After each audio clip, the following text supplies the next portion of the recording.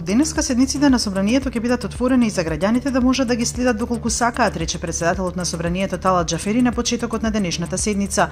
Тој вели дека пратениците ќе им бидат достапни на граѓаните и ќе може да се среќаваат и надвор од салата на собранието.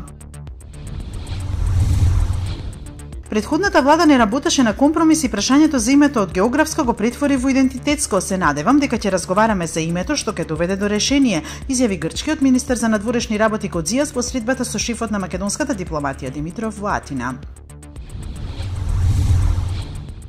6 лица загинаа, околу 50 се повредени во голем пожар што зафати облакодер во западен Лондон. Околу 200 пожарникари од вчера вечер се обидуваат да ги излечат луѓето кои се заробени во зградата која е се уште во чат и пламе. Настравувањата се дека таа може и да се урне.